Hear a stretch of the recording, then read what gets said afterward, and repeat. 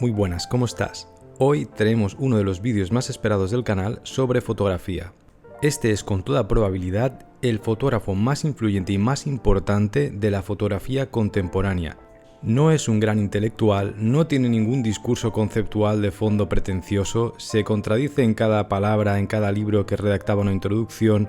Tampoco se trata de un personaje carismático que aparezca en todos los medios, y aunque es muy conocido por la gente del mundillo, tampoco se trata de una superestrella pop del arte que todo el mundo pregunta si sabe quién es. Y precisamente por esta serie de circunstancias es aún más interesante conocer su obra y el motivo por el cual digo que es el fotógrafo más importante del panorama contemporáneo, a pesar de que es un señor ahora mismo que va hacia los 90 años. Quédate si quieres descubrirlo, porque al final del vídeo, después de tratar su obra, analizarla a fondo, contar los detalles, anécdotas, biografías, cómo trabaja, incluso su equipo fotográfico, vamos a analizar a fondo el por qué es tan importante para el panorama nuestro en la fotografía actual, en nuestro mundo imagen, la relación, cómo tratamos la fotografía artística actualmente y en las nuevas generaciones.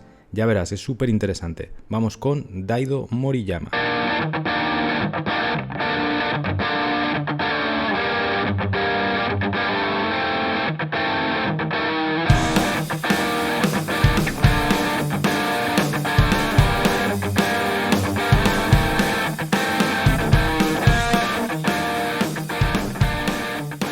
Muy bien, pues antes de empezar en materia necesito comentar una cosa personal. Y es que lo he dejado claro en otros vídeos, este vídeo lo llevo trabajando mucho tiempo, más que trabajando, postergando, porque lo he explicado alguna vez. Daido Moriyama, en cuanto a mi trabajo fotográfico personal, mi manera de afrontar el propio arte, es muy importante. Es un artista que conozco muy bien, muy a fondo, y que por lo tanto, hablar de él en un vídeo, explicarlo o tratarlo, me es muy difícil. Me es más difícil cuando toco otros temas que puedo conocer, que me suena, que sé las referencias, que incluso a veces lo voy investigando y al mismo tiempo volcando en el vídeo. Aquí es mucho más complicado, porque cuando conoces, aprecias o te gusta mucho a alguien o algo a nivel artístico o cultural, resulta más difícil poder explicarlo, porque siempre tienes el miedo de decir me estoy dejando algo y se supone que lo sé todo, ¿no? Entre comillas, o lo conozco muy a fondo, o esto no lo estoy tocando bien, o tiendes a matizar de más, o tiendes a enredarte en cosas que a la gente tampoco le interesan porque no está igual de friki que tú. Y esto no significa que tenga un culto a Moriyama, ni muchísimo menos. De hecho, también le dedicaré un espacio crítico. Simplemente es que aprecio mucho su obra y por eso me es tan difícil esto. Cuando a veces no conoces algo, es muy sencillo poder volcar e incluso deglutir esa información necesaria para la gente que consume este tipo de videoensayos, ¿no? Entonces es un tema que a nivel de pensamiento me parece muy curioso. No sé si te pasa o si te ha pasado alguna vez, pero me gustaría saberlo. Y hecha esta aclaración, vamos ya con Daido Moriyama. Nace en Ikeda, que es una prefectura de Osaka, en Japón, en el año 1938.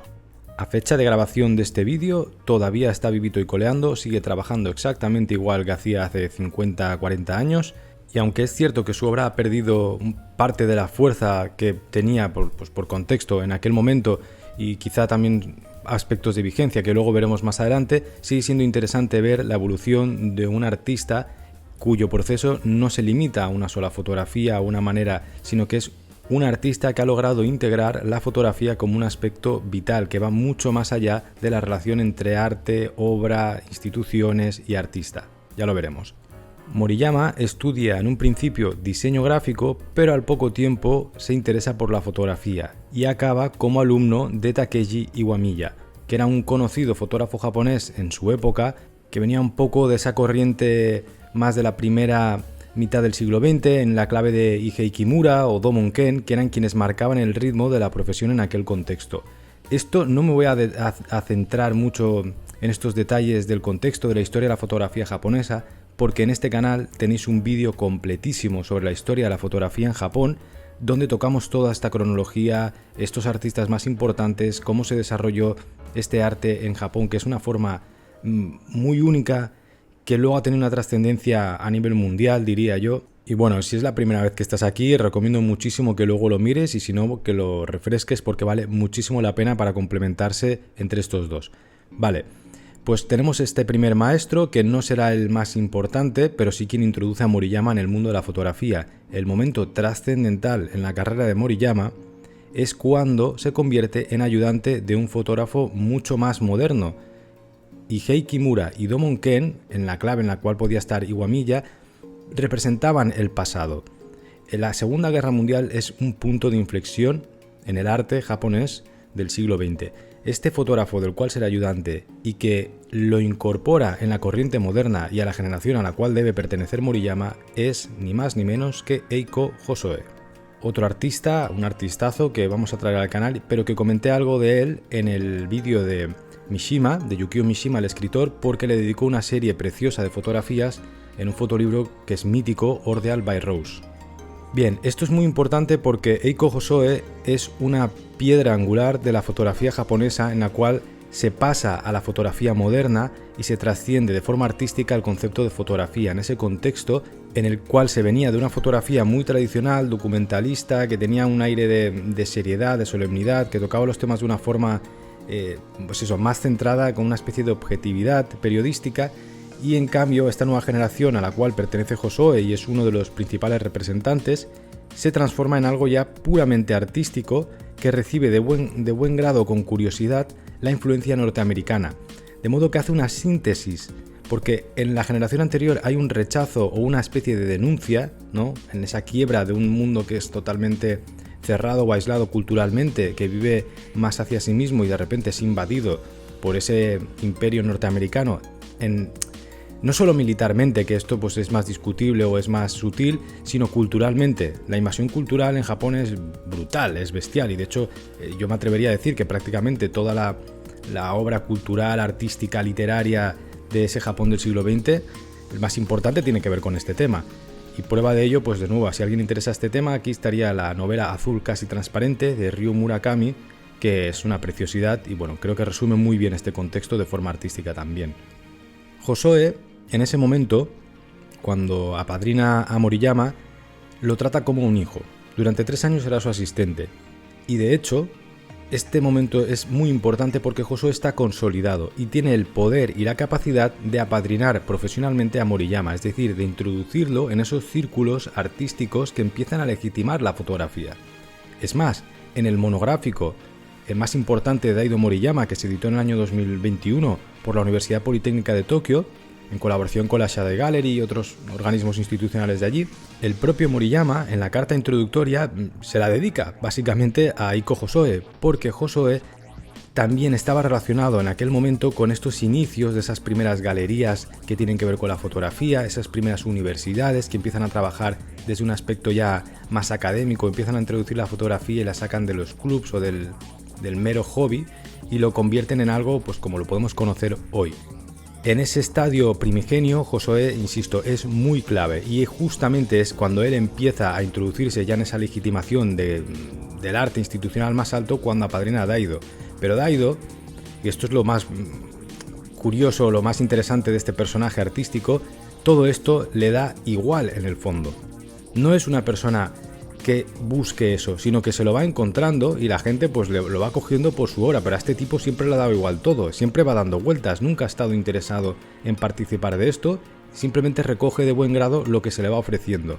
Insisto, esto no es para calificarlo como bueno ni malo, porque si investigas la biografía de Moriyama pues también tiene muchos rinconcitos oscuros, no vamos aquí a hacer un relato muy personalista, sino que es una forma interesante de ver también cómo funciona el arte desde dentro, en otros contextos, por ejemplo, donde aquí vemos el paso a través de la biografía del propio Moriyama de cómo se transforma la fotografía en algo diferente. Hasta ese momento, lo normal en la escena es que las revistas, los clubs, las asociaciones, ciertos fotolibros de editoriales muy pequeñas que tienen que ver también con esa serie de publicaciones, de magazines, que es el mundo, el universo, el campo de juego de los fotógrafos que quieren ser artistas, siempre viendo a Occidente, a las corrientes de París, Man Ray, los fotógrafos norteamericanos, la influencia de William Klein, por ejemplo, toda esta serie de nombres que les van llegando y ellos lo traducen a su contexto, que es prácticamente un contexto alienígena.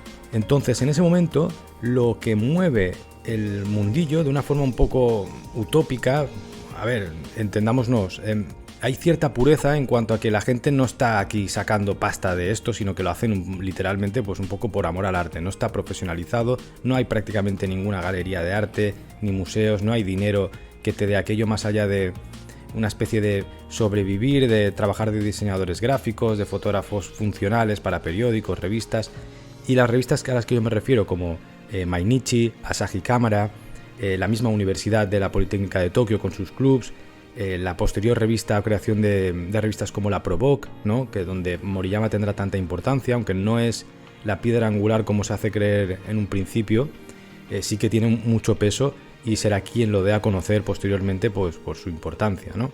Pues bien, en ese contexto de publicaciones, Moriyama participará en prácticamente todas las más conocidas realmente del momento, que las entendemos como muy conocidas ahora, pero que no son tanto. Es que esto es importante ubicar el contexto. Es algo donde participan todos estos frikis, básicamente, y son una nueva generación que han nacido en el contexto de la Segunda Guerra Mundial, pero no la han vivido en primera persona siendo adultos, sino que la han vivido como una consecuencia siendo adolescentes.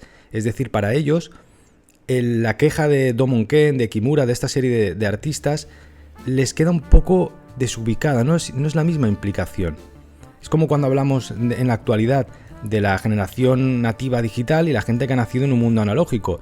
Esa quiebra es muy similar. Aunque parezca que sean del mismo contexto, no lo son, porque ellos viven las consecuencias y no tienen están más abiertos, hay una curiosidad cultural de ver qué está pasando, qué viene, qué son estas cosas que llegan de aquí, y eso lo vamos a ver. La influencia literaria de los Estados Unidos, por ejemplo, en El Camino, On the Road de Kerouac, o por ejemplo las novelas de William Faulkner, que tuvieron tantísimo peso en todo el mundo y condicionaron la literatura ya no solo en contextos como el japonés, sino que también en países sudamericanos, en el boom latinoamericano tan conocido, la influencia de Faulkner de fondo es bastante importante, ¿no? La traducción de ese contexto, que además es típicamente norteamericano, pero la traducción literaria, artística, estilística, la forma de tratar los temas, las estructuras, todo esto se traducirá a cada contexto. Pues bien, en Japón no va a ser diferente. Incluso va a ser más curioso, porque la desconexión o la lejanía cultural es tan bestia que se hace más interesante esa simbiosis. Sin cuestionar aquí si éticamente o moralmente el imperialismo yanqui pues es una cosa u otra, simplemente esto es lo que acaba sucediendo. Esto tendrá una transformación porque empezarán a aparecer también las primeras galerías, luego lo veremos un poco mejor, pero también hay un momento clave en Moriyama, y es que a través de esta cultura que tiene que ver con la publicación de magazines, de revistas especializadas de fotografía artística, él hará su propia publicación, que esto es algo muy típico en Japón. El fotolibro o la revista o la exhibición fotográfica a través de revistas es algo puramente japonés que viene del contexto, viene de la necesidad. Nosotros lo hemos asimilado hoy en día como una forma, pues la mejor forma de consumir fotografía artística, pero en aquel momento simplemente sucede porque no hay otra manera de divulgar ese tipo de arte. Entonces Moriyama en ese momento también hará una obra clave o una serie de diarios que se llaman Record en inglés y Kiroku en el original japonés. Son una serie de diarios fotográficos donde él selecciona una serie de imágenes cada X tiempo a lo largo de un año. Es como una especie de diario, una publicación periódica, pero que la asume él. Es decir, que él decide, escoge las imágenes que van a ver y prácticamente las edita, siempre en colaboración con alguien más, porque esto pues bueno, tiene un aspecto muy de mundillo underground, donde los nombres se diluyen y se pierde un poco ese rastreo oficial, pero lo entendemos como alguien que participa activamente o directamente en esas publicaciones.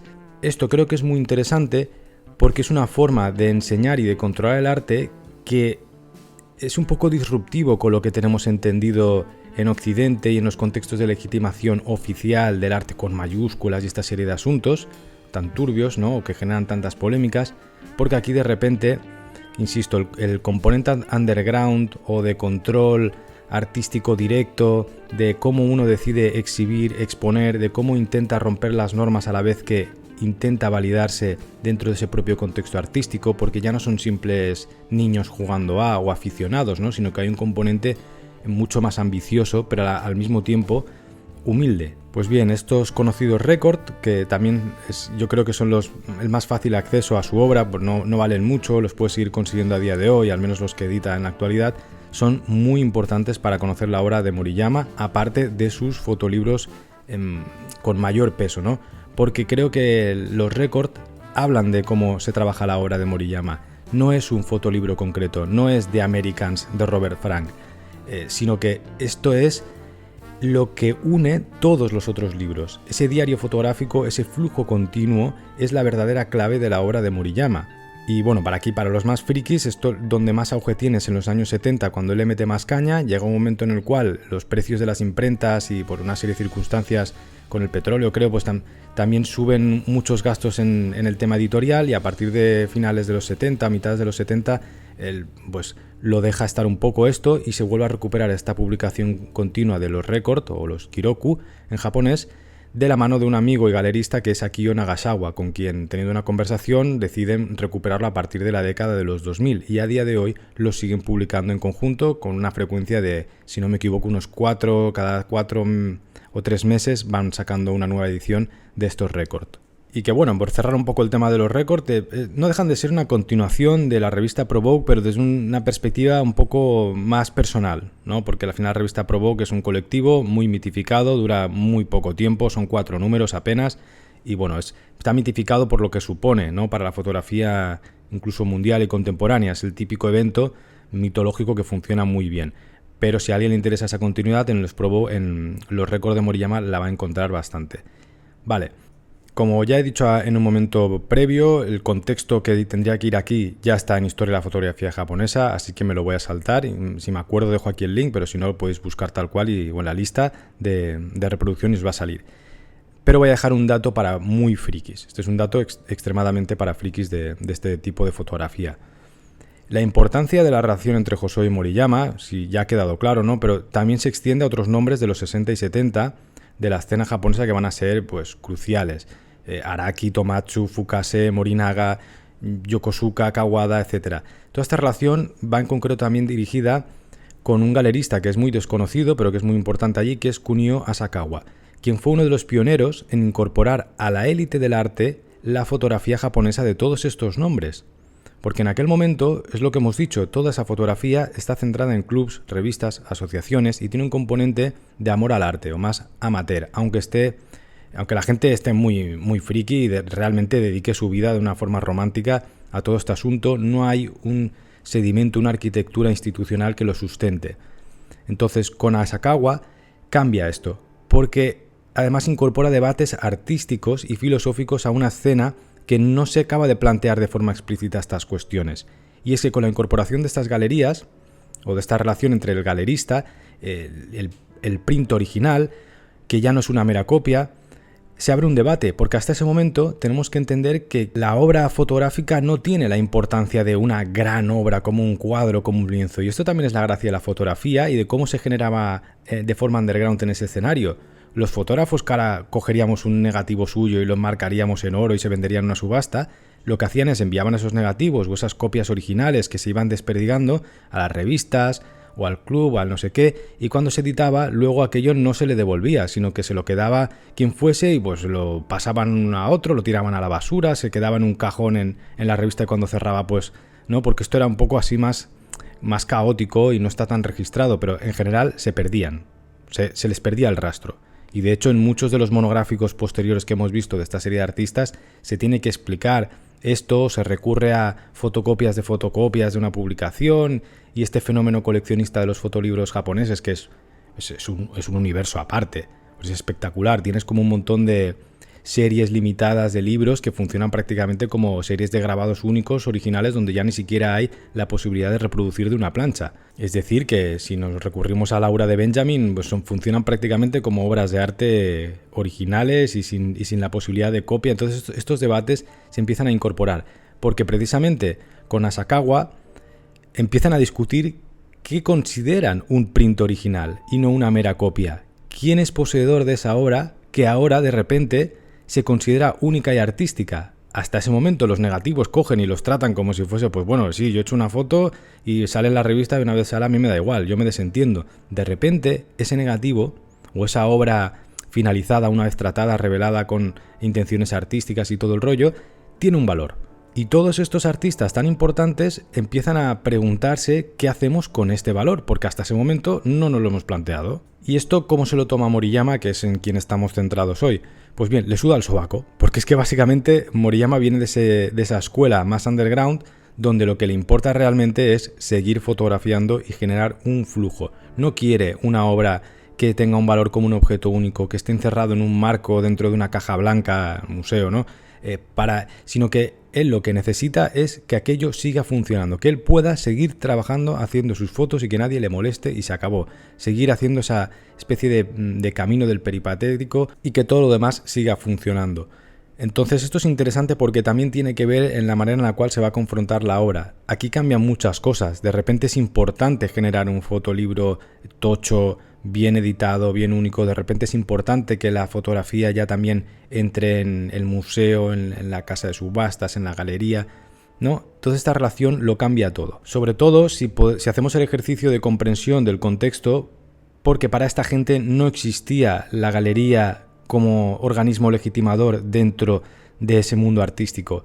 Para nosotros en Occidente o en países europeos, eurocéntricos, sí que era lo normal que existiesen galeristas, marchantes, incluso dentro del arte conceptual, en ese contexto de los años 60, incluso de los finales de los 50, ¿no? 60, 70, ya tiene un auge y está consolidado. Y de hecho pasa a través de las galerías, cómo se genera el objeto artístico a través de la propia fotografía. Pero esto en Japón no existe, entonces es un momento trascendental. Bien, yo creo que ha quedado bastante claro, es un tema muy interesante y vamos a pasar a otros aspectos de la obra de Moriyama, como por ejemplo es la ciudad.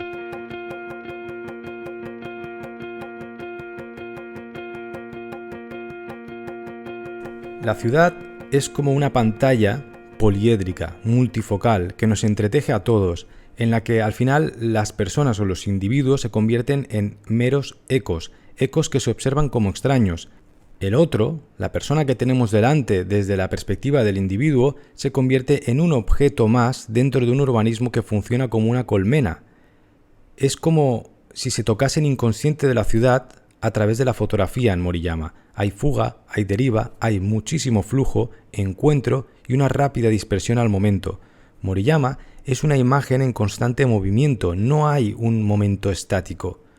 Es todo lo contrario a lo que hemos aprendido en la fotografía artística a través de nombres tan importantes o fundamentales como Henri Cartier-Bresson. Esa serie o incluso con Man Ray, en el aspecto más conceptual, toda esta serie de fotógrafos que establecen qué va a ser la fotografía artística, o en Bill Brandt, que también tenéis aquí un documental, Moriyama es todo lo contrario.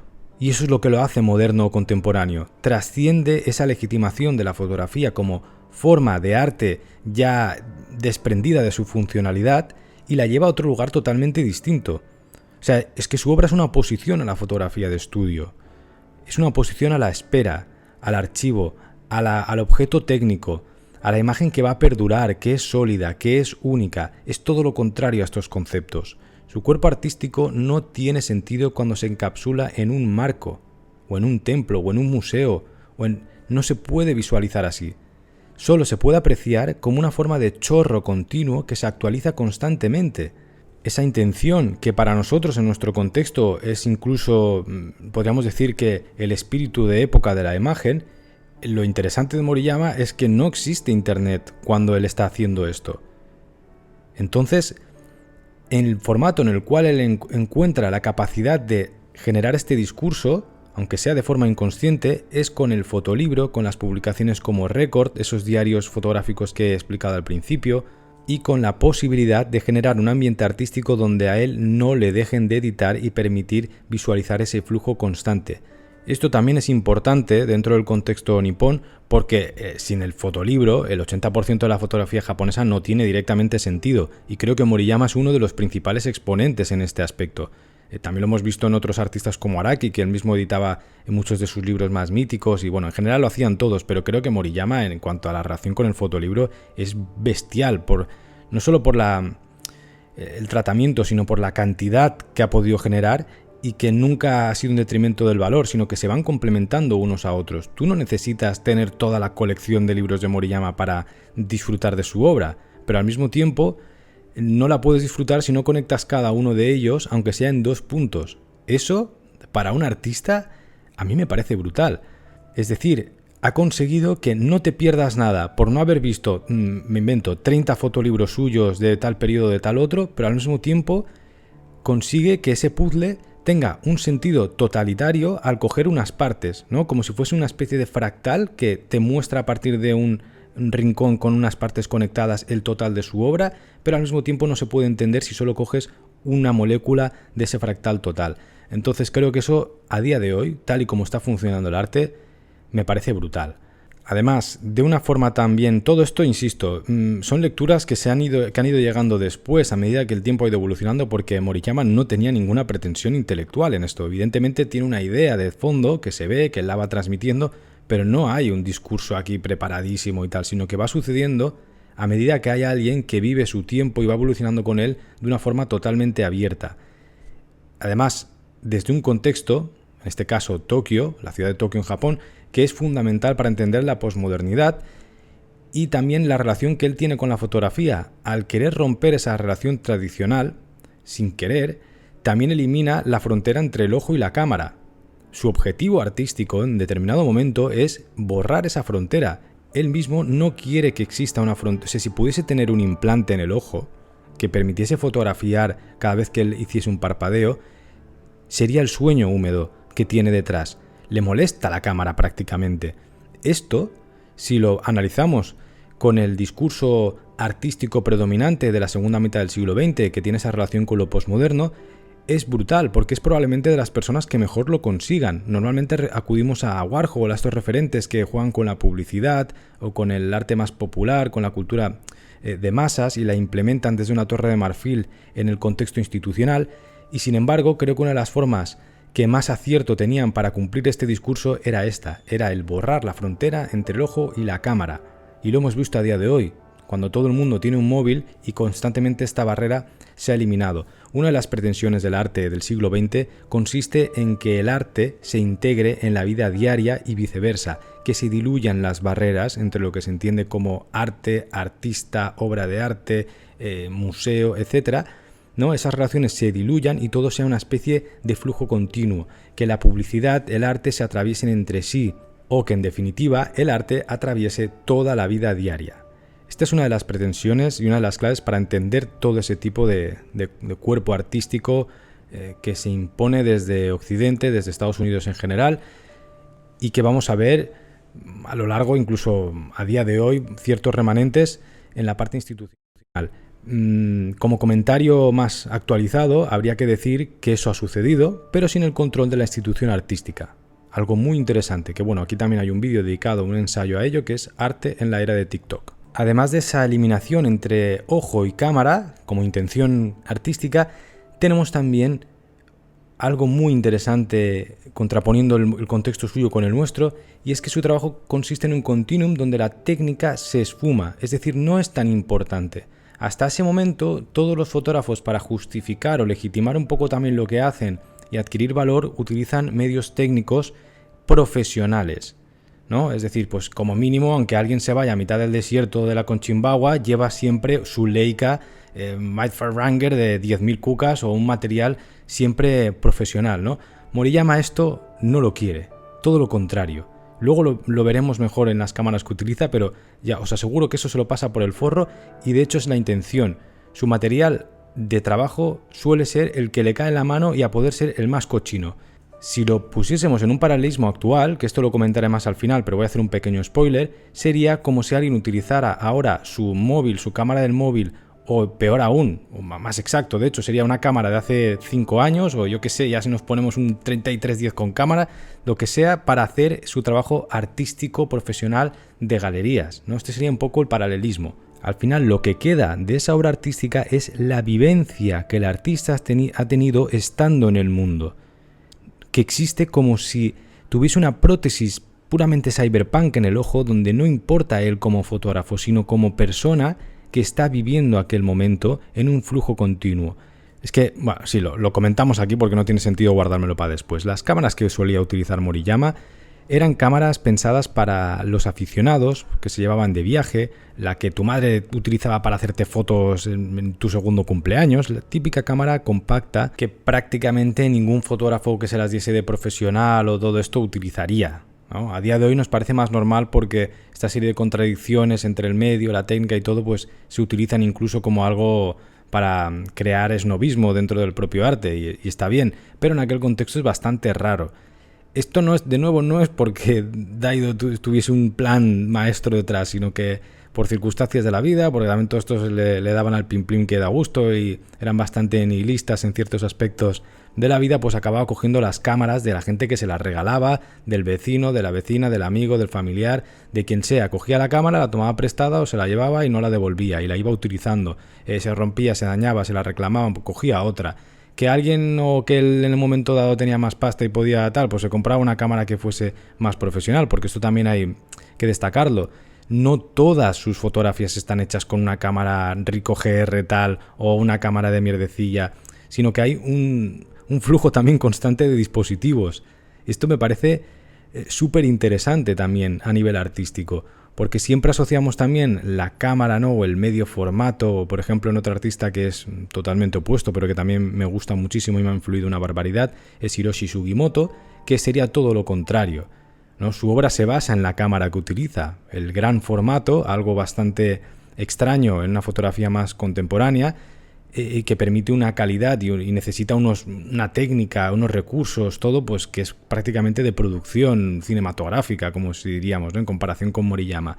Esto es interesante porque la técnica en la fotografía también, bueno, en cualquier arte, ¿no?, condiciona mucho la forma en la cual hay un resultado artístico.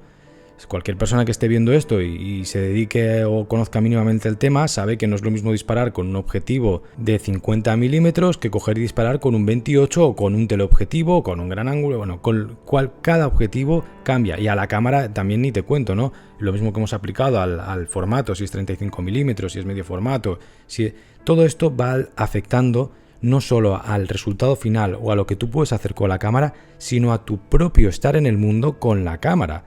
Si tú tienes un gran angular o un 28 o yo que sé, un 50, algo que se aproxime a una visión humana, o sea, una simulación de lo que sería nuestro rango de visión humana, ya te tienes que comportar en el espacio, según lo que quieres fotografiar, de una forma determinada, ¿no? Yo quiero con un 28 fotografiar algo que esté un poco lejos y encuadrar lo que sea, o tendré que trabajar en revelado o tendré que caminar, acercarme a aquello, escalar o decidir esta serie de cosas, ¿no? Por el contrario, si es al revés, un teleobjetivo, pues lo mismo pero en sentido opuesto. Todas estas cosas son muy importantes. ¿Y qué pasa? En Moriyama, precisamente, la elección de este tipo de cámaras compactas que solían tener un rango pues de 28, de 30 y algo, ¿no?, así muy similar a lo que entendemos como ojo humano, entre comillas, eso siempre hay que especificarlo, pero se entiende. Es importante porque precisamente su intención es esa, es eliminar la barrera entre el ojo, la cámara y el mundo y generar siempre un flujo donde el punto de vista está ahí, en lo que puede ver una persona que va caminando por el universo, ¿no? Entonces esta constante, junto a la otra característica fundamental para generar ese estilo, que va a ser el revelado, es lo que le da esa continuidad y esa esencia estilística a alguien que está utilizando 1000 aparatitos distintos. Entonces esa coherencia acaba generándose y es interesante cómo lo logra. En el apartado del revelado, ya no solo cuando luego trabajará con digital o en el momento en el cual trabaja en analógico, es interesante porque ese proceso artístico, especialmente en la primera etapa, hay tal toqueteo, manipulación en el revelado y en la selección de negativos que es brutal, porque de repente la fotografía, de nuevo, esa relación con la técnica se borra. Sus fotografías que vamos a ver tienen una distorsión, un ruido, una expresividad que es prácticamente gráfica, pictórica, ¿no? De repente él somete a una destrucción brutal a ese revelado, que el resultado final de la imagen tiene más que ver con la pintura o con el grabado artístico que con la propia fotografía. O sea, el contraste que se produce es una delicia. Y además, este señor tiene la base, o siempre, y además él mismo lo dirá, viajará por todo el mundo repitiendo su proceso artístico, pero siempre dirá que su lugar de trabajo donde se siente cómodo es Tokio, ¿no? Esto ya con 80 años lo reconoce. ¿Y qué pasa con Tokio? Especialmente donde él trabaja, en esos 70, 80, 90, es la ciudad referente del cyberpunk, que es el símbolo de la cultura popular de lo que entendemos como posmodernidad. La metrópolis futurista soñada por todo el siglo XX es Tokio. Y de hecho, en William Gibson, en la novela cumbre que da a entender lo que es el cyberpunk, en la ciudad en la cual se basa todo es Tokio. Entonces, que este señor habite allí y genere su flujo de trabajo allí mismo también le da un componente más importante del que aparentemente podemos ver. Porque es que encima sus obras, en ese contexto que es lo más moderno y lo más rabiosamente contemporáneo que pueda haber, incluso llega a ser futurista el contexto donde él trabaja, si lo entendemos así, está produciendo unas fotografías que son exactamente tratadas como esa famosa imagen de Niepce, esa primera fotografía donde la luz contrasta con mucho ruido en ese tejado. La primera fotografía que conocemos es estéticamente igual que la fotografía de los años 70-80 de Moriyama. Básicamente está resumiendo y comprimiendo en su estilo toda la fotografía universal del siglo XX y del siglo XIX. Y esto es algo que pocas veces se ve. De nuevo, casualidad, porque si no hubiese nacido este señor en Tokio, en Japón, y no trabaja así, pues tampoco podríamos hacer esta relación entre lo más rabiosamente contemporáneo, estéticamente de entorno en un contexto, con el origen primigenio de esa fotografía. Y de nuevo, remito a esa casualidad. Estas son lecturas que hacemos posteriormente, pero que Moriyama no las contempló en ningún momento. O sea, de verdad, que a lo mejor, yo qué sé, no podemos leerle la mente, pero no está intencionado en ningún sitio, no lo ha dejado claro. O sea, que al final resume muy bien también su obra, cómo funciona el arte, que en muchas ocasiones se producen cosas y que luego venimos la gente después, la vamos leyendo y vamos aportando unos, otros, las aplicamos a nuestro propio contexto, desechamos las que parecían que eran súper contemporáneas e importantes en un momento dado y luego pues son intrascendentes, ¿no? Y un poco va sucediendo así.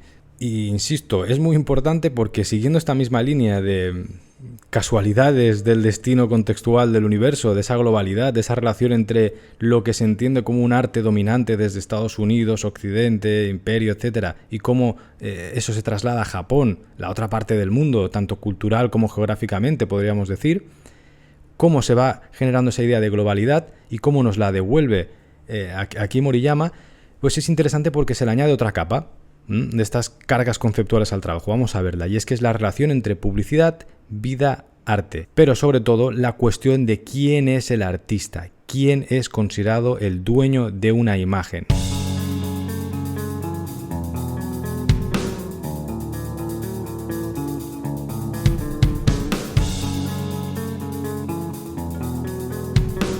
Muy bien, para tratar este tema hay que tanto unir la publicidad como la cuestión de quién es el artista, de qué es la obra de arte original, etcétera. Todo esto pues hay bastantes vídeos aquí también, pero vamos a resumirlo.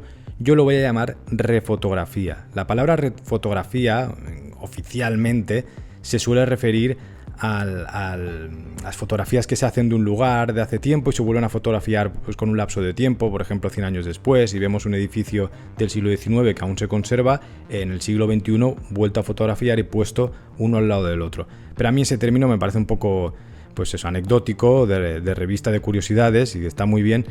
Y yo creo que la palabra refotografía debería incluirse en este aspecto del screenshot, ¿no? Actual, de fotografiar lo que ya ha sido creado por otra persona, y que si lo ubicamos en el contexto de la fotografía artística, es como si yo le hago una fotografía a otra fotografía de otro artista, quién es el dueño de esa fotografía, sí, ¿no? Y este bucle constante que podemos llegar a hacer, y que bueno, está muy bien representado en la obra o en las obras de la corriente apropiacionista de la década de los 80, y por ejemplo en fotografía el caso más famoso es el de Sherry Levine, quien hizo After Walker Evans, en la cual ella vuelve a fotografiar una fotografía de un reconocido fotógrafo también. Entonces se hace la cuestión de quién es el artista, de la legitimidad de esa palabra individual, del genio romántico, esta serie de debates que a día de hoy, de nuevo, como pasó con la posmodernidad, se van diluyendo y ya no tienen sentido, porque sencillamente pues no vamos a tener un Picasso el día de mañana ni un nombre propio, sino que todo funciona de una forma mucho más descentralizada. Lo interesante en Moriyama es que vuelve a suceder lo mismo. Esta corriente apropiacionista de los Richard Prince, Sherry Levine, etcétera, tienen un discurso conceptual muy marcado y su intención está ahí, ¿no? Incluso en el más famoso actualmente, Mauricio Catalán. Esos artistas trabajan alrededor de ese discurso con una connivencia muy grata con el mercado del arte y con los circuitos artísticos occidentales tradicionales. En Moriyama esto no existe y sucede desde antes.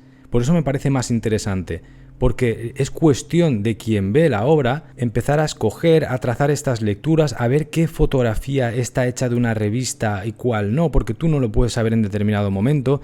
En una primera lectura de la imagen es imposible, porque se distorsiona tanto el revelado y el componente artístico que le va dando al proceso fotográfico, que tú no puedes saber si el coche, la moto que aparece en esas primeras series de los primeros récords es una imagen de una revista de motos o de coches o de un accidente que sucedió en un periódico y lo publican en un periódico, o si es una fotografía de él en mitad de la calle. De modo que se suma como una capa más a toda la lectura moderna que le podemos dar, pero no es un trabajo orientado únicamente a cuestionar quién es el autor de forma pretenciosa, sustituyendo casi a la filosofía desde el arte, sino que se produce a medida que se va ejecutando la obra. Y esto es de las características que de nuevo vuelven a hacer muy contemporáneo o muy interesante en nuestro contexto a un artista como Daido Moriyama. Estas lecturas también van a depender de ti. En el momento en el cual, incluso si no te interesan, las puedes obviar y la obra sigue funcionando. Está incorporando la captura de pantalla, como quien dice, dentro del flujo de imágenes como si fuese una realidad. Para Moriyama también es una realidad del mundo que le rodea el estar sentado tomándote un café y viendo el diario y lo que ha pasado hoy en tu ciudad, aunque tú no estés presente delante de ese accidente de coche. Para él esa información y esa imagen tiene una repercusión y él lo incorpora dentro de esa visión artística y de ese flujo de imágenes que hay por la ciudad. Eso es lo mismo que sucede hoy si tú ahora en un TikTok o en un Instagram ves una fotografía o en el Google has buscado tal, y eso te influye y te repercute en tu propia realidad, y a lo mejor a veces lo reenvías a una persona allegada tuya o le haces una captura de pantalla y se guarda en el resto de imágenes en conjunto con esa selfie que te hiciste ayer o con esa fotografía que le hiciste algo que considerabas que había que retratar. Pues bien, esto en Daido Moriyama es igual, pero igual antes de que exista ni siquiera internet en su cabeza. Esto me parece brutal. De nuevo, coincidencias de la vida, pues a veces no son coincidencias, es que simplemente cuando uno va siguiendo indirectamente o de forma muy vital o muy cercana, sintiendo ese espíritu del tiempo que uno vive, le acaba llevando a esas consecuencias. Es lo que digo siempre cuando hice este canal. Mi intención es artística, no es divulgativa, pero por el sentimiento de que este medio, en la oralidad, y en la interconexión, en la capacidad de dar algo a la persona de forma artística, en la cual esa persona va a coger ese conocimiento y lo va a aplicar en su propia vida, en su propia obra, y ya no simplemente contemplar en un museo o adquirir una obra, sino que la obra es una conexión de comunicación. Está esto mismo, que el día de mañana se puede incorporar en una corriente de arte o no, pero eso no lo podemos saber ahora. Es lo mismo que sucedía con Moriyama. Pero la intención de ver qué son los canales y medios que funcionan en ese tiempo sí que está. Por eso él también no dejará de fotografiar anuncios de publicidad, pero los va a incorporar en ese lenguaje artístico que él está trabajando. Es decir, no fotografía carteles porque son carteles. Fotografía un cartel porque, por ejemplo, aparece, si alguien recuerda la película Apocalipto, ¿no?, que aparecían estos indígenas en mitad de la selva, ¿no? Pues el cartel que aparece es muy épico, con esa sombra en mitad de la selva. Él, como incorpora eso en la imagen, ya no tiene que ver con un anuncio de Apocalipto, sino que tiene que ver con un retrato de una persona que podría ser equivalente al de estos desfiles que él hace en Tokio en algún momento, o algún borracho que está por ahí y aparece con los brazos abiertos. Es el mismo paralelismo. El revelado es exactamente igual, se distorsiona la imagen y de repente tú ya no sabes distinguir qué estás viendo, qué es real, entre comillas, y qué no. Todo esto se lo sumas a que la fotografía, ya pues desde Barthes, desde Susan Sontag, toda esta serie de ensayos que cuestionan filosóficamente el tema de la fotografía, tiene que ver con la posición de qué es verdad y qué es mentira, ¿no? Y siempre esa relación está en la fotografía artística, porque una foto siempre es una mentira contada que va a reflejar una verdad para los demás. porque se supone que eso está tomado de la realidad y que por lo tanto una foto siempre tiene ese aura o esa especie de presunción de inocencia de que lo que retrata es verdad. Esa es una relación con la fotografía que siempre hemos tenido. Pues bien, en Moriyama de nuevo se vuelve a contestar, se vuelve a trabajar desde esa óptica en la cual todo empieza a bailar. Y es que te lo comes, te lo comes o lo ves y te fascina o no, no importa. Es que esto para mí es lo mágico de verdad, insisto mucho, es esto. Porque cuando a alguien coges y le tienes que explicar el apropiacionismo de Richard Prince, por ejemplo, o Shirley Levine, ya no te lo tomas igual. Porque parece que alguien te las quiere dar con queso, ¿no? Viene el listillo este que ahora le hace una foto al cartel de Marlboro y lo vende igual luego por 1 millón. Y es como, está incorporado en ese sistema que ya está intoxicado de la mercancía, de la relación que ya trabajó mucho en la escuela de Frankfurt, con toda esta serie del capitalismo, relación con la cultura. No, está todo ya, ¿no? Y parece que encima van de listillos y te quieren vender una especie de discurso muy cerrado. Hay un aspecto que es molesto. Todo esto, si lo quieres estudiar, estúdialo en Daido Moriyama porque no existe. Entonces la interpretación y la lectura está clarísima, ¿vale? Es visual encima. Y queda para ti. Nadie te está vendiendo una moto. Y encima ha sucedido antes. Porque si ya nos ponemos aquí... que bueno, esto ya lo podemos trasladar a Duchamp, que es el papaíto de todo esto. Pero si te interesa en un contexto más cercano a esa década de los 70, 80, en Moriyama sucede antes. De modo que, como conclusión final de este apartado, que para mí es extremadamente importante e interesante a día de hoy, de verdad, pero bueno, ya le dedicaremos un espacio más grande, básicamente... Lo que hace Daido es romper todos los dispositivos. Y cuando hablo de dispositivos me refiero también a la acepción de la palabra que le da Gamben en sus ensayos. O sea, dispositivos es todo. No solo el tecnológico, sino el dispositivo cultural, el del medio, lo rompe todo. Y lo rompe de tal manera que, en serio, o sea, yo admiro la obra de Daido Moriyama por estas consecuencias, porque hay fotos suyas que me parecen un mojón. E incluso series fotográficas que leyéndolas más de 10, ¿no? Que siempre he dicho que hay que leerlo en continuo, esa serie de imágenes, también son una cagada. Pero es que esa es la clave, que tú no puedes determinar y juzgar la obra de este señor únicamente viendo 3 fotografías. Y es que de hecho te incita a ver más.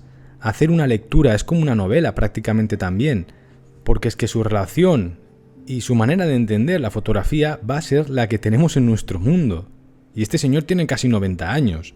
Vale, pues cerramos este tema también, que es súper interesante y le dedicaría 10 horas más, pero me queda algo más por comentar. Vamos a ir con las influencias, que son bastante interesantes para ver de dónde viene todo esto, en Daido Moriyama, ¿no? Especialmente vamos a ver la de William Klein, que él mismo dice que es clave, así que veamos de dónde viene todo esto.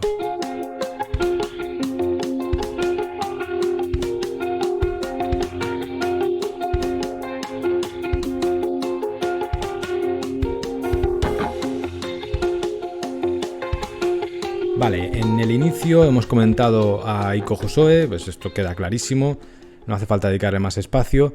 Yo creo que quien está aquí detrás, como en palabras del propio Moriyama, pues es William Klein, que por cierto tienes un vídeo de este artistazo en este canal también. O sea, que quien le guste la fotografía, vais a la lista que hay del canal de fotografía y os va a flipar seguro. Se van relacionando todos los vídeos. Bueno, el fotolibro de William Klein, New York, publicado alrededor de 1956, va a ser decisivo en la carrera de Daido Moriyama. Es un fotolibro que está plagado de imágenes agresivas desde un punto de vista estilístico, puntos de vista extraños, de alto contraste, que tiene un sentido gráfico absoluto y que de repente ese sentido gráfico lo aleja de lo que se entiende como fotografía artística o bella en aquel momento, ¿no? De ese detallismo técnico. William Klein esto lo subvierte de una forma brutal. Estamos en el año 56, ojo, ¿eh? En palabras del propio Moriyama, y bueno, aquí pido disculpas por la traducción porque lo he hecho yo, dice sobre Klein: William Klein me inspiró a ser fotógrafo. Su impacto fue decisivo. Al tomar esas fotos de la Nueva York que él había conocido, también estaba desmantelando toda la fotografía que había existido hasta entonces. Todos los fotógrafos japoneses como yo, o de mi generación, pudimos comenzar nuestro camino gracias a la deconstrucción previa de William Klein.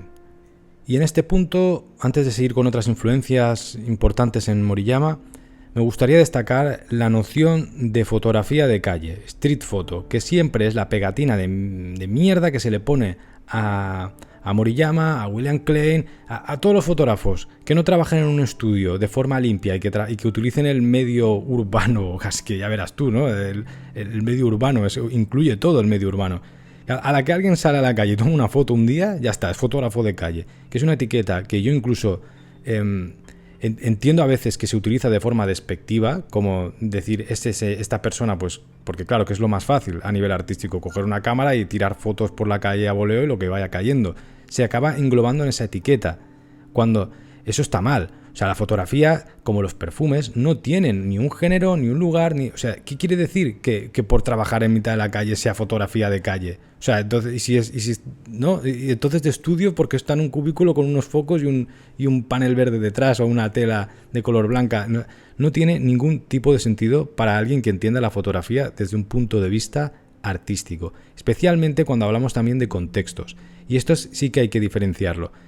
Cuando esa fotografía de calle se incorpora al do it yourself de los 90, al auge de las cámaras y de la afición a la fotografía desde un punto de vista más de como quien va el domingo a hacer un camping, ¿no? En ese aspecto de hobby que vemos en el contexto japonés, pero que con la cultura occidental y la cultura de masa se distorsiona, el auge también de redes sociales. De repente, claro, todo el mundo que quiere ser fotógrafo o fotógrafa aplica esa noción de street photo a disparar sin sentido por mitad de la calle, generando a veces obras que son ruido, como pasa con todo, como pasa con cualquier tipo de arte o de literatura o de lo que sea, donde pues toda la gente que intenta imitar aquello acaba pues ejecutando el famoso simulacro de Baudrillard y aquello pierde su sentido, se convierte en una etiqueta, en una forma de entender la fotografía que se relaciona mucho con el aficionado, ¿no? Y se va desprestigiando, y desde círculos snobs o desde ciertas élites que quieren convertir la fotografía en algo todavía como cercano a lo puro, elevado, ¿no? Se acaba distorsionando estas etiquetas y acaba pasándolo pues un poco la percepción que se tiene a día de hoy. A ver, en una parte pues yo entiendo el sentido, porque sí, ha habido mucho ruido con esa etiqueta de la street photo, pero al mismo tiempo podríamos decir lo mismo del otro lado contrario. La fotografía intimista que tanto se ha tomado en generaciones más cercanas a lo contemporáneo para recalcar esa idea de artístico frente a lo de la calle, es el mismo cliché. Es exactamente, sucede lo mismo, solo que en un ambiente u otro. Entonces no es que uno sea mejor que el otro, no porque le fotografíes la vida entera de tu tía María en Turquía, eres ahora una gran artista que puede estar en una tienda especializada y nosotros no trabajamos con street photo, bla, bla, bla. Y el que ha hecho una foto por la calle pues es otro más de lo mismo, ¿no? Es que podemos hacer las dos lecturas en reverso y están igual de desprestigiadas o son igual de simples y banales, depende de cómo lo leas, ¿no? Toda obra de arte puede tener una dimensión u otra. Entonces esto me parece importante porque en este aspecto yo considero que se ha maltratado bastante a esa noción de fotografía de calle y que encuentra una etiqueta absurda que lo ideal sería eliminarla, aunque la utilicemos para ubicar, ¿no? Pero bueno, queda claro. Seguimos con las influencias. Otra muy clara, que esta sí ya es del contexto nipón, es Shomei Tomatsu, otro artistazo que le vamos a dedicar un vídeo aquí, y es una pieza clave en este puzzle, porque Tomatsu captura a la perfección la ocupación norteamericana tras la Segunda Guerra Mundial. Tomatsu es una bisagra entre esas dos generaciones que hemos visto de Eiji Kimura, de Domon Ken, de los que vendrán después como Hosoe, Araki, ¿no? Yo Tomatsu lo veo un poco ahí a medio camino. Es un momento trascendental para entender esa historia del arte japonés porque Tomatsu captura de forma psicológica las consecuencias de esas bases militares que se instauran, de la influencia cultural en los alrededores de las bases y que, bueno, aquí vuelvo a remitir, e insisto, si no lo has leído aún, Azul casi transparente de Ryo Murakami, el verdadero Murakami. Tomatsu le da esa dimensión psicológica a la ocupación a través de sus obras y eso le influye muchísimo a Moriyama, no en el aspecto técnico, sino en cómo la mirada va a afrontar esa cuestión cultural que para ellos es tan importante. Y no solo tiene que ver con las bases militares, sino que también existen las consecuencias posteriores. Por ejemplo, la famosa serie de protestas en Shinjuku en el año 68, que va a ser el mismo barrio, ¿no? Que como una especie de continuidad a partir de los 60-70, cuando pasa esto, se va a convertir en el fetiche, en la base de operaciones de Daido Moriyama. Y de ese mismo modo, también será Kabukicho, el barrio del vicio, ¿no? Cuando al anochecer Moriyama cogerá sus camaritas de juguete y se pondrá a continuar esa exploración psicoanalítica de la ciudad de Tokio. Entonces vemos una continuidad muy distinta, pero muy ligada entre esa obra de Tomatsu y de Moriyama.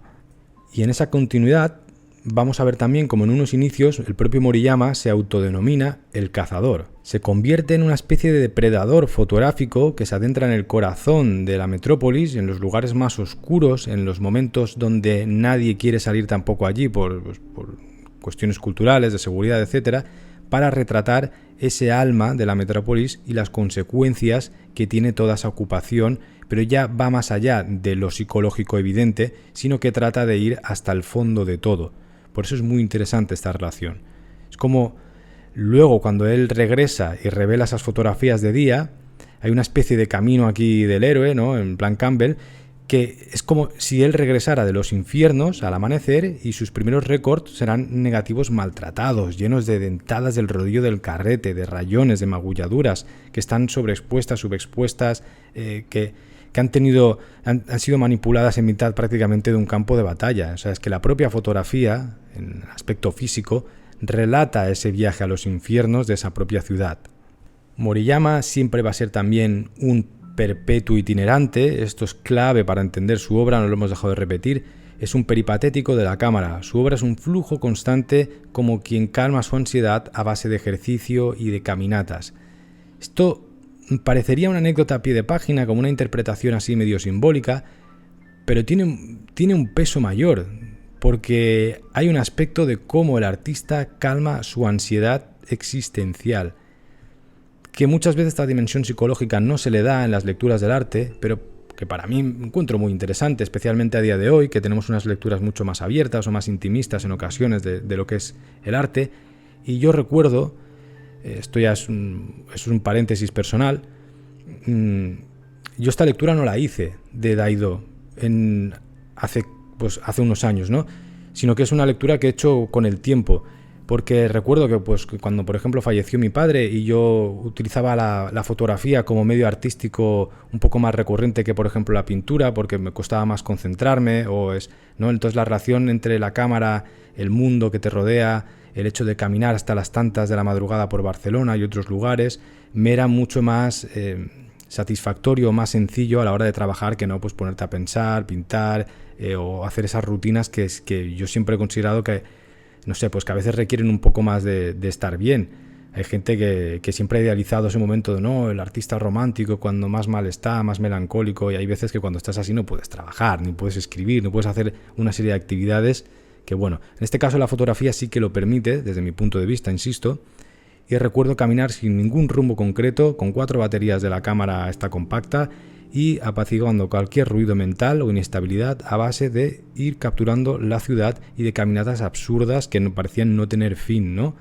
Con el tiempo, una vez esas heridas van curando, se van calmando, se pasan esos duelos, pues se pueden volver a otro tipo de rutinas. Yo siempre voy explorando muchas cosas. Para mí el camino itinerante no se queda simplemente en una cosa, sino que va uniendo muchos puntos, pero sin embargo funciona, ¿no? Y tiene un sentido dentro de la propia obra. Y leyendo ahora a Moriyama, volviendo a Daido, esto mismo le sucede, pero quedándose en ese estado de caminata simbólica y física como una rutina vital eterna. O sea, esa huida en concreto o ese viaje o esa exploración va siempre en esos rincones, va siempre a través de una caminata constante que no se para. Y esto, mira, en palabras del propio Daido, que quedará mejor porque si no parece que me estoy inventando aquí todo, ya sea en Japón o en una ciudad extranjera, nunca abordo mi trabajo en el lugar donde estoy tomando fotos.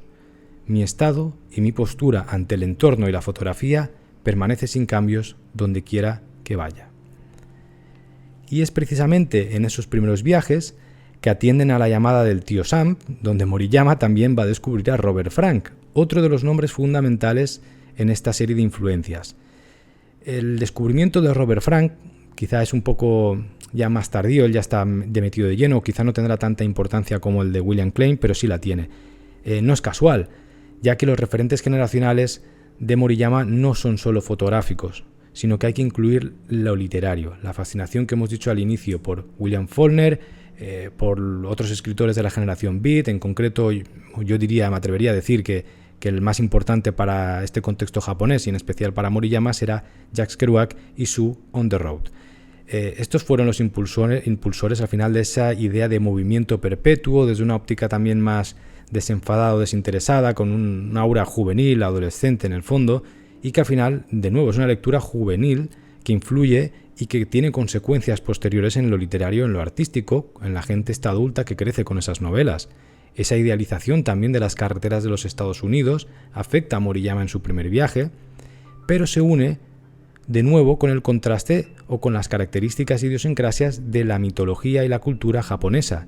En este caso, ese referente en el camino o de esa generación beat va a estar en una figura muy importante en Japón, que es Basho. Es el arquetipo del poeta errante, un escritor de haikus del siglo XVII cuyos viajes duraban meses o años y que se le asocia al artista errático en el contexto japonés y cuya reencarnación moderna al final parece ser el propio Moriyama, porque es una metáfora súper acertada. Si tenemos en cuenta la brevedad e instantaneidad del haiku, ¿no? Es una forma muy artística y muy cercana a la fotografía, salvando las distancias del tiempo, pero tiene una relación que creo que es muy interesante.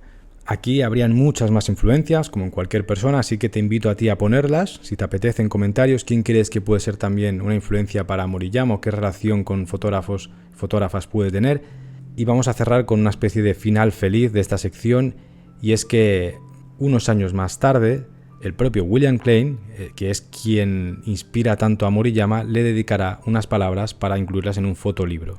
Todo esto, si no me equivoco mal, creo que era a raíz de una exposición que tiene Moriyama en París y que William Klein la ve, y bueno, él escribe, entre otras palabras, yo he resumido un poco en una frase lo que dice William Klein de Moriyama: muchos fotógrafos, como Henry Cartier-Bresson, insisten en decirnos que la vida puede ser preciosa, pero para Daido la vida puede ser, y lo es, una mierda, igual que la fotografía.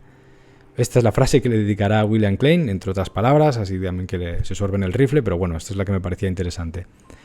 Y bueno, creo que es un final bonito, ¿no? Que alguien se inicia admirando mucho a una persona o que al final le agradece como ese motor de inspiración y que luego finalmente pues esa persona te reconoce, que en el arte y para los artistas el reconocimiento mayor que puede existir no es el económico, no es el prestigio, la historia del arte ni nada, sino que es que la propia gente que tú has admirado y que consideras de tu gremio te valide o te considere como un igual. Creo que eso es lo más bonito del arte, el reconocimiento más grande que hay es cuando a una persona que tú respetas y que esa misma persona te respeta a ti, que tú puedes admirar en lo artístico, cogen y te reconocen o te tienen en consideración y viceversa, y se establece una relación muy bonita que es la verdadera legitimación artística, es esta, que no te conozca ni Cristo. Si esto sucede alguna vez en tu vida, te puedes dar por satisfecho, por satisfecha, porque creo que es la verdadera plenitud del arte y de cualquier cuestión, ¿no? Queremos ser amados por los que consideramos de nuestra propia tribu al final. Pues bien, acabamos con esta serie de influencias y vamos a hacer una especie de epílogo relacionando, aunque ya lo hemos hecho a lo largo de todo el vídeo, pero vamos a hacer una especie de resumen de por qué es tan importante Moriyama para nuestra época.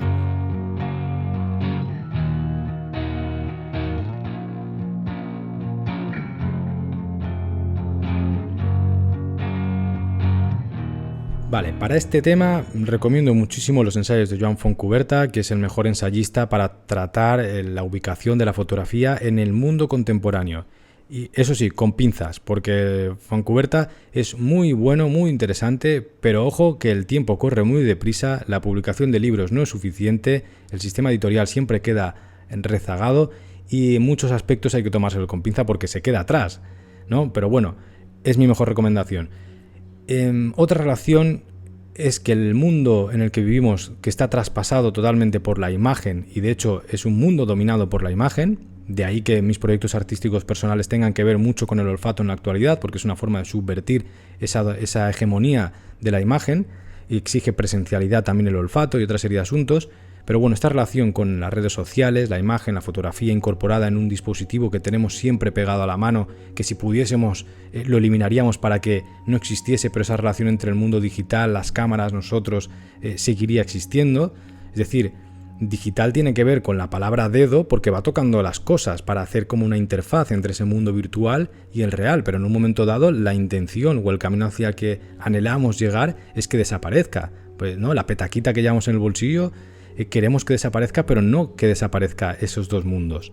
Entonces esta relación es crucial para entender la fotografía artística contemporánea. Cuando hablo de fotografía contemporánea, pues es una palabra pues mala realmente, porque contemporánea ¿de qué? Pues si este vídeo además de aquí se ve de aquí 20 años ya no tiene la misma validez, ¿no? Pero bueno, nos podemos entender.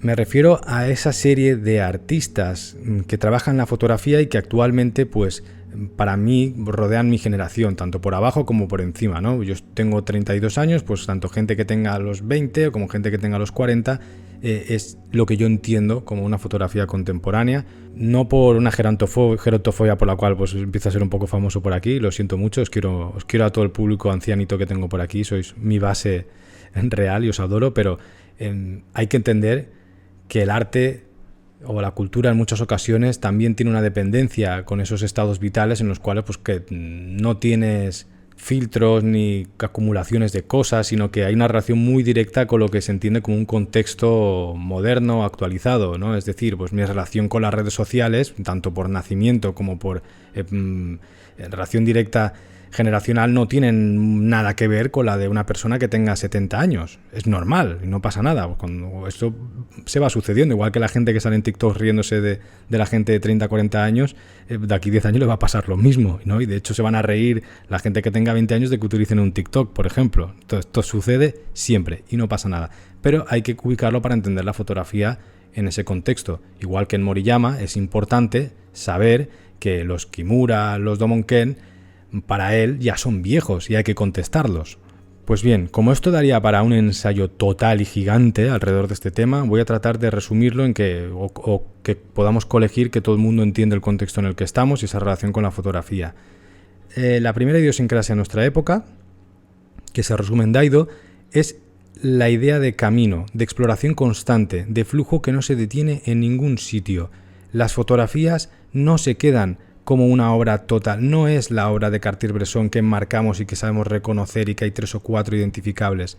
No, las obras del propio Moriyama, editadas en libro en los años 70, 80, 90, se van solapando, se van convirtiendo en propia arqueología de su propia obra. Es como cuando tú subes ahora un post de una fotografía artística tuya y queda sepultada en una cantidad de datos, incluso ya no de datos del universo digital que te rodea y de etiquetas y de todo, sino de tu propio muro. Se queda solapado y se queda sepultado, porque a lo que se tiende es a la generación de ese flujo, de esa interconexión de obras que van también más allá del propio individuo que se consagra a través de una sola obra. Por otra parte, o por la misma en el fondo, se subvierten todas las normas y costumbres que engloban la palabra arte con mayúsculas, arte institucional, arte oficial, bla, bla, bla.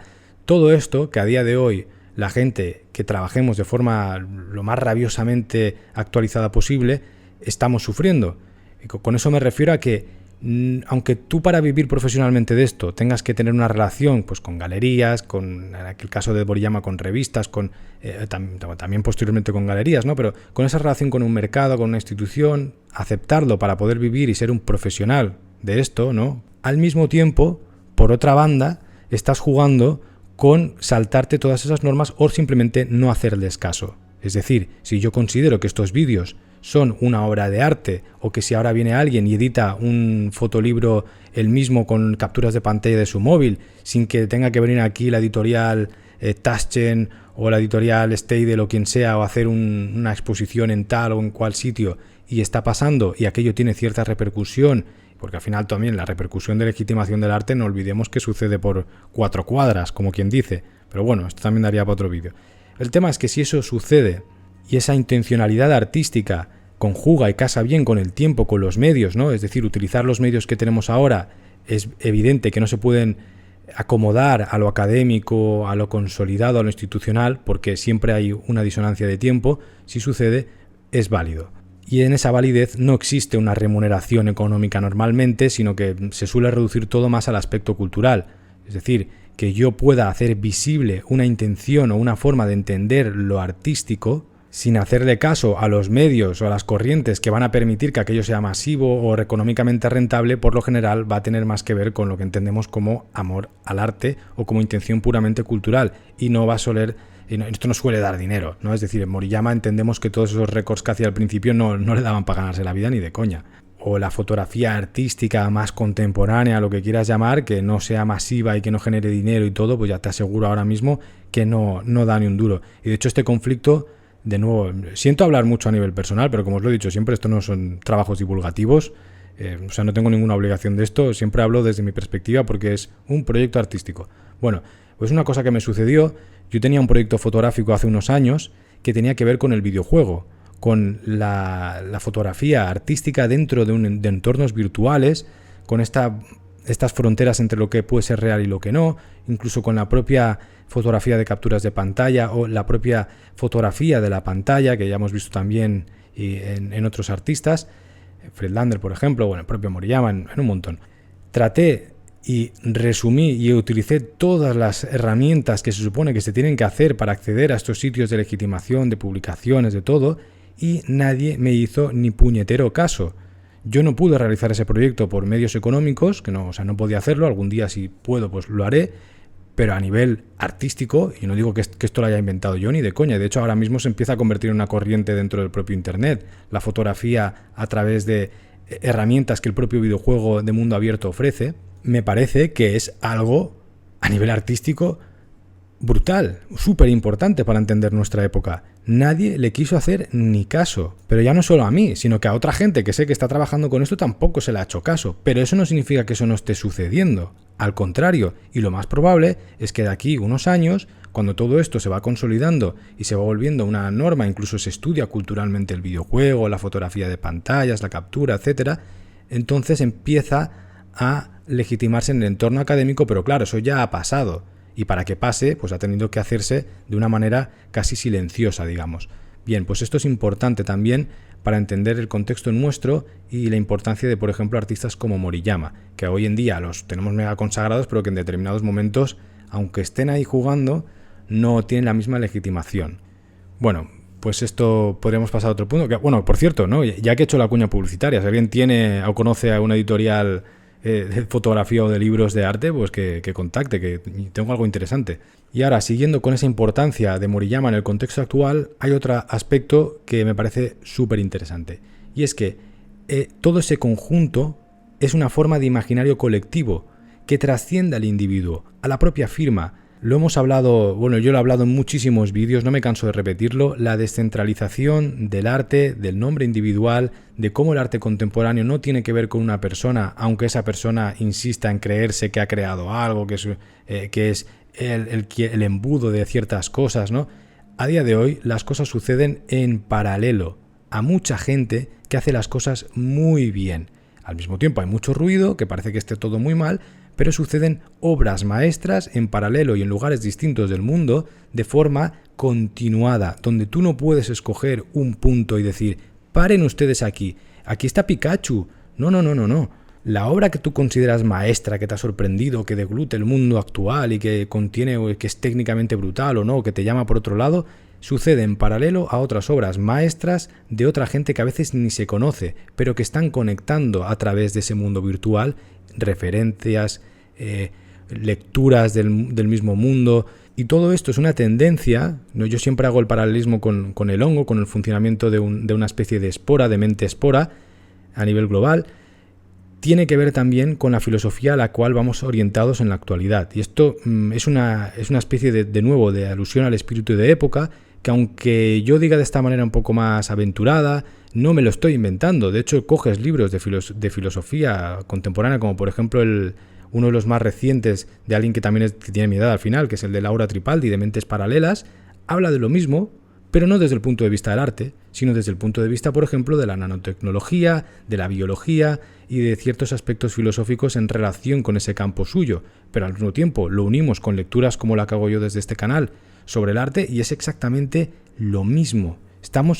Porque vamos orientados hacia ese lugar y esas son las percepciones que tenemos. Esto no te lo vas a encontrar en ensayos clásicos de grandes editoriales, divulgativos, no. En general esta información de ese espíritu de época va a ir saliendo a través de las redes, de editoriales más pequeñas, de la oralidad, y es responsabilidad de uno o de una si lo caza o no lo caza, porque luego cuando te lo explican 20, 30 años después ya no tiene el mismo valor. A nivel creativo, a nivel intelectual claro que tiene valor, pero a nivel creativo lo interesante es pillarlo cuando está sucediendo. Esa era mi crítica y mi queja cuando yo intenté traducir los libros de metamodernismo de Jason Aranda Storm o el de Intelligence and Spirit de Reza Negarestani, y que por culpa de una mierda de sistema editorial mercantilista no se pudo hacer, y cuando lleguen aquí la traducción al contexto hispano eso va a estar más que pasado, va a estar más que digerido. Y esto, aunque parezca que me esté saliendo del tema, no, porque de nuevo tiene que ver con cómo Moriyama trabaja sus publicaciones, con el control de esa obra y la divulgación. Una obra debe ser visible. Si no es visible, no existe, que admiro, y debe de ser visible, no solo para que quede ese registro para ese sentimiento de decir, análisis y estudios, yo lo puedo hacer y lo hago mucho mejor que este gran artista que lo está viendo en aquel momento, cada uno juzgue aquí, conectar, si me estoy flipando o no, pero yo ese sentimiento hablo a nivel personal, cuando lo tengo, se hace una red y una cadena, me da seguridad, me da un motor para salir de colmena de tiránidos, bien, cuando esta relación creativa la tenemos con alguien de nuestro tiempo, si yo voy a ver un corto que es cuando se genera a una galería que no conoce nadie, como rabiosamente contemporáneo, que no conoce nadie, y hay un componente y que de repente la están viendo 20 personas, Moriyama es como una espora, es fundamental, y no es porque sea la manera en la cual él expone, que eso va conectando con otras referencias por otros y con la importancia de la presencia y del momento, personas, del sentimiento de estar partícipe de algo que es pequeño y que por lo tanto es más valioso, y al mismo tiempo va generando otras obras. Se hagan como si tú ahora llegas a un grandes editoriales de gran distribución de uno cada X fotografía, te encuentras sin saber quién era, pues un fanzine de alguien, lo ves, como todo el rato hoy en día estamos publicando en internet nuestra obra, para poder ser visibles y que eso tenga una conexión. Que luego en el formato físico tenga su culminación, pues bueno, ya sería otro debate, pero esta especie de flujo está ahí. Esto de nuevo también encaja muy bien con lo que hemos hablado de la captura de pantalla, de fotografiar lo que ya ha sido fotografiado, interpretarlo o ubicarlo dentro de tu propio archivo, dentro de tu propio sistema. Y es interesante porque la fotografía del mañana debe contemplar la captura de pantalla. No se debate en la actualidad porque está sucediendo ahora, pero capturar con ese botón de captura de pantalla, que es como un objetivo que dispara en ese mundo virtual, es fotografía. Llámalo como te dé la gana, pues fotografía computacional, yo qué sé, es fotografía. La decisión de capturar un instante de ese flujo virtual es exactamente lo mismo, el mismo proceso artístico que andar por la calle con tu camarita reflex de 10.000 pavos y disparar el obturador. Y eso se une con la cuestión de quién es el artista, quién es la obra original, que no sé qué, cuestiones que están totalmente superadas a día de hoy, ya no solo por estos movimientos de captura de pantalla, sino por la propia idiosincrasia de las redes sociales. Cada vez hay una tendencia mayor en cuanto al concepto de viralidad, de reproducir lo que se entiende que funciona sin cuestionar quién creó aquello o no. Para esto, pues podemos hacer un estudio del meme y se acabó aquí la discusión. La creación no importa, lo que importa es la conexión y el flujo de esa información en forma de imagen o de mensaje resumido. Es más, aunque en la actualidad el mercado del arte siga utilizando los mecanismos del siglo XX para poder funcionar, porque además mueve una cantidad de pasta brutal, eso no significa que lo que entendemos como arte contemporáneo realmente funcione así. La mayoría de artistas, incluso en la pintura, que tiene un proceso un poco más detenido, pausado que la propia fotografía, funciona por reproducción e imitación, o por rechazo o por imitación, pero sobre todo por imitación. En cuanto un estudiante de unos 20 años ve que funciona algo de pintura, lo reproduce a su manera, en su contexto, lo va distorsionando y eso sucede en paralelo con un montón de estudiantes más, hasta que llega un momento en el cual, por ejemplo, corrientes estéticas como la utilización del aerógrafo o la pintura del meme, que parecían extremadamente novedosas y rabiosamente contemporáneas, en cuestión de un año están quemadas, llegando a ser obsoletas totalmente o carecer de sentido dentro de ese contexto. Y en este espacio del mundo artístico contemporáneo me gustaría reivindicar bastante el aspecto de la fotografía, porque quizá no tiene tanto valor para el mercado, por cuestiones obvias, que siempre ha tenido esta relación un poco difícil de acaparar por el mercado, la fotografía.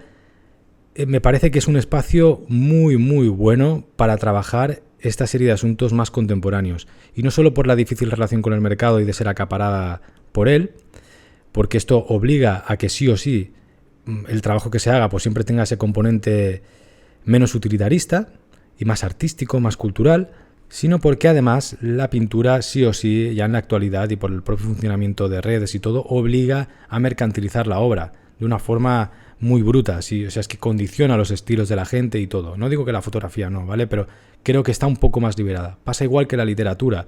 Llega un momento en el cual, como ni siquiera un escritor profesional puede vivir de la literatura, va a llegar un momento en el cual esto no va a importar y se va a priorizar la obra o el valor incluso minoritario, no importa, y colectivo de esa serie de corrientes literarias a espaldas de un mercado editorial. Y bueno, para no enrollarme mucho más, creo que hemos dado muchos datos. Creo que el último importante, aunque me deje algunas cosas y me dé mucha rabia, lo fundamental en Moriyama para mí también es la concepción, la noción de un sistema, de un conjunto. Estamos acostumbrados a una lectura científica, incluso artística, muy centrada en el antropocentrismo, en una única forma de ver la mente, la inteligencia, desde un único punto, desde una ciudad. Ese concepto muy individualista y muy arraigado a cómo funciona un humano estándar medio de un lugar concreto para exportarlo al resto del planeta, ¿no? A través de la dominación cultural, creo que rompe mucho con el contexto nuestro. Y en la obra de Moriyama, simbólicamente, esto está. La forma de entender el arte contemporáneo tiene más relación con el conjunto, con lo complejo, con los sistemas complejos. Como si toda obra debiese leerse en una especie de constelación, de cosas que se van conectando, para poder tener una mejor visión de aquello que estamos proyectando. Ya no necesitamos tener a una sola persona que influye mucho, como le pasó a Moriyama, de hecho, en el momento en el cual William Klein es la pieza clave que abre y todo se resume en esa obra.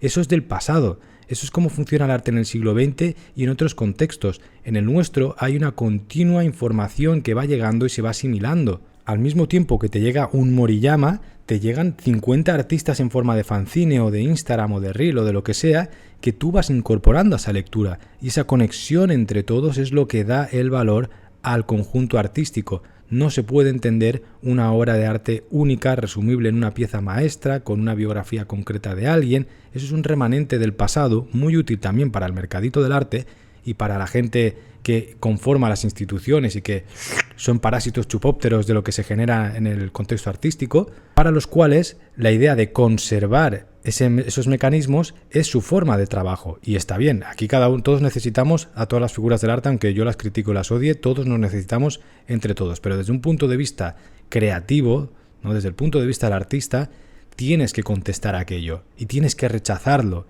Tienes que sublimar tu tiempo en tu forma de crear y utilizar las tecnologías, las herramientas, el contexto, lo pasado, lo futuro, lo presente, no importa, tienes que deglutirlo todo y trabajar y masticarlo, pero nunca, nunca, nunca al servicio de lo que ya está consolidado, porque entonces tu faena deja de tener sentido. Muy bien, pues con esta conclusión lo vamos a dejar y voy a citar una frase de Moriyama también como cierre que encuentro más bonito que mis propias palabras. Sin el movimiento me falta algo, mi cuerpo lo siente, y debo levantarme y volverme a ir. Deambulo, miro las cosas y de vez en cuando ladro.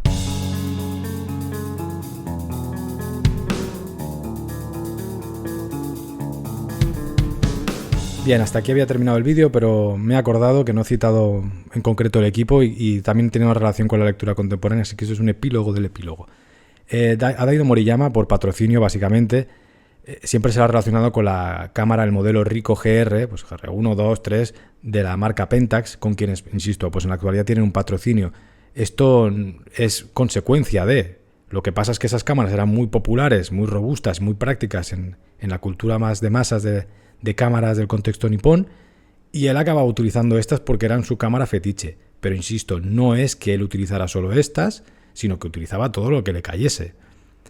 ¿Qué pasa? Que luego esto la marca lo vio, pues Moriyama es un artista mundialmente reconocido en la fotografía y pues han aprovechado y le han dado el patrocinio, y es que Daido, como insisto, se la pela bastante todo y no dice que no a nada. Y pues aquí está. Luego otro aspecto interesante es que en esa mente abierta, en ese aspecto de curiosidad, de no darle tanto importancia a la técnica, vamos a ver pepinos de cámaras, la Ricoh GR como un poco más constante a lo largo de su vida, y sobre todo la incorporación de la fotografía digital, un conflicto que todo fotógrafo del siglo XX tuvo que afrontar y lo afrontó pues a veces siempre con tristeza, ¿no? Y no hay los Kodachrome, hay el no sé qué, me tuve que adaptar por trabajo tal. Moriyama lo acepta con un gusto que flipas, porque es que de hecho lo acepta de una manera que de nuevo vuelve a ser transgresora, y es que coge una videocámara de estas chusteras que habían al inicio que grababan en 1 megapíxel, ¿sabes? La típica esta para la gente de a pie de calle que salió, que era, o sea, era literalmente 2 cuadrados grabando. Coge eso, que ni siquiera es cámara de fotografía digital, y la utiliza como cámara, pulsando el botón de captura, con lo cual hace unas fotografías horrorosas técnicamente, pero que al tipo le fascina. Es decir, lo coge cuando ve aquello, flipa, siendo ya un señor ya adulto, muy mayor, de hecho, porque claro, no olvidemos que está cercano a los 90. Cuando le pilla el tema digital ya está cocinado él. Y lo afronta con fascinación, desde el punto más cochino, desde el punto más bajo, hasta que va evolucionando esa escala y vuelve a hacer fotografías luego pues con modelos como la Ricoh GR3, muy modernos, muy contemporáneos, que son auténticos pepinos compactos, ¿no? Entonces, esta evolución respecto a lo digital o esa incorporación de lo digital sin ningún tipo de planteamiento técnico, existencial, ¿no? Me parece también súper interesante. Vale, pues bueno, yo creo que aquí lo podemos dejar también en este aspecto y respecto a la lectura contemporánea que quería hacer con este tema de la técnica y la cámara, es que de nuevo y sin quererlo es la misma actitud frente al objeto técnico más preciado de este arte, que es la fotografía, que va a ser lo que tenemos en la actualidad. Cualquier joven que tenga alrededor de los 20 años y quiera dárselas de fotógrafa o de fotógrafo artístico en la onda, novedoso, cool, actualizado, no va a utilizar grandes aparatos, ni teleobjetivos, ni camarones de la isla de 10.000 pavos, no. Eso lo van a hacer quizá en ciertos contextos profesionales, donde quieres vivir de esto, vas a hacer el videoclip al trapero no sé qué, y por ahí vas a tirar, pero la estética que vas a querer narrar va a ser la más cochina posible. Vamos a ver un incremento de la utilización de teléfonos móvil, de capturas de pantalla, de chats, de internet, de lo que tú veas, de cámaras de bajo coste e incluso de móviles que ya están desactualizados para generar una obra fotográfica artística que conteste a ese momento tuyo en el cual todo el mundo que hace una foto puede ser una gran foto, porque todo el mundo tiende a querer tener ese iPhone. Entonces el artista, para contestar, utilizará lo que ya no se utiliza. Y como esa calidad de imagen cada vez tiende a ser exponencialmente mejor y ya incluso a no distinguirse entre una cámara de 10.000 pavos de un iPhone que cuesta 1.000, un recurso muy habitual va a ser ver esos móviles antiguos, un poco o con un poco estética bootleg que se llama, ¿no? Así más trash, no sé qué palabra ponerle aquí, y eso aplicado al formato del fotolibro más underground. Es algo que vais a ver y os vais a hartar de ver hasta que llegue un momento en el cual sea cansino, pero bueno, en este momento va a ser lo que va a tirar bastante por ahí. Todo esto con una tendencia también conceptual a narrar o retratar un poco ese costumbrismo con un toque nihilista de la existencia en un mundo actual que al mismo tiempo es muy adolescente en ese aspecto, que no tiene una vista al futuro, ¿no? Y por ejemplo, pues vemos fotografías de una lata de cerveza con unos pitis y ves una conversación entre dos personas que están teniendo un chat así mundano con la jerga del momento, o de repente a lo mejor vas a ver pues fotos que tomarías tú en contextos y eventos artísticos de tu vida diaria, y todo esto con ese lenguaje de lo mal hecho frente a la gran calidad técnica que ofrecen todos los medios actuales, y como todo el mundo puede ser profesional de la imagen, entonces lo artístico, a la manera de contestar, esa tendencia casi natural, es desde el otro lado. ¿Y quién es el papasito de todo esto? Pues Moriyama otra vez, lo sepas o no lo sepas, vuelves a él. Es más, estos son lecturas que yo voy haciendo del mundo que me rodea a partir de lo que yo voy, porque al final me dedico a esto, joder, o sea, si te dedicas como artista estás todo el día rascando en ese contexto intentando acaparar lo máximo posible. Si alguien lo quiere cuestionar, estoy encantado de debatir en comentarios, pero es un tema que, vamos, me apuesto lo que quieras a que esa tendencia va a suceder si es que no está ya bastante quemada. Y si alguien está viendo este vídeo de casualidad, tiene 20 años y está en el mundo de la fotografía artística y tiene estas intenciones, por favor, si vamos a funcionar como una mente colmena, que cada neurona tenga un eslabón diferente o que por lo menos rasque el siguiente, ¿no? Quiero decir, que la conexión tenga ese sentido de conexión y no repitas exactamente lo mismo que repitió el vecino que viste en redes sociales, porque eso también, o sea, yo a veces cuando lo digo así parece que es utópico, pero no, todo contexto tiene su sentido y su valoración de hacer las cosas mejor o peor. Si hay una persona que fotografía latas de Monster, que no seáis 40 fotografiando latas de Monster. desde el mismo ángulo, con el mismo móvil prácticamente y editado de la misma manera de fanzine, ¿no? También es interesante este juego de intercambios, es decir, si por ejemplo tú coges y esas mismas lecturas que se están haciendo de ese mismo aspecto roñoso o esa calidad lo haces con otro tipo de cámara, lo haces en otro tipo de contexto, con otra lata, con otro escenario, con otra cosa, pero siguiendo el mismo camino, ¿no? Conectando las cosas, edito, copio exactamente igual, pero cambio una cosa, por ejemplo. Todo esto creo que es súper interesante. Pero bueno, ya está, cerramos. Hasta aquí el vídeo de hoy. Es un vídeo que tenía muchísimas ganas de hacer. Creo que se nota bastante porque me habré enrollado aquí unas 2 horas, hora y media. Y como siempre, cerrando el vídeo, si alguien quiere ver mi propio trabajo o estar pendiente de las publicaciones de fotolibros que voy a ir sacando ahora o lo que he hecho, que ya no quedan del que hice de Roma 21, prácticamente debe quedar 1 o 2 por ahí. Pero bueno, si alguien quiere estar al tanto de mi propio trabajo, de las lecturas que hacemos para el canal y todo, me podéis seguir en redes sociales buscando Alejandro Acosta o dejo aquí siempre los links en la descripción, le dais al pinchacito y ya llega directo. Esto también lo tenéis en formato podcast, aunque bueno, siempre es más interesante tener la obra de fondo, pero a veces el YouTube da palo tenerlo encendido tanto rato, así que ahí lo tienes también el link para el Spotify, iVoox, etcétera. Y quien quiera hacerse miembro del canal, pues ahí hacemos contenido extendido sobre esto. A Moriyama también le dedicaremos un vídeo especial para los récords, que tengo una recopilación. Tengo un montón de libros de él, o sea que haremos un visionado también en alguno de estos vídeos para miembros. Cualquier pregunta, cualquier recomendación, también de artistas, de lo que sea que queráis dejar en comentarios, son muy bienvenidas. Se aprende un montón con lo que comenta la gente. E insisto, la gente que vea esto también, si vais a comentarios vais a descubrir cosas, porque hay gente que sabe un montón, que deja nombres súper interesantes. Espero que hayas disfrutado de este viajecito, que te haya gustado y que si no lo conocías o si lo conocías, pues hayas también tenido una nueva lectura de este gran artista. Nos vemos en el siguiente vídeo.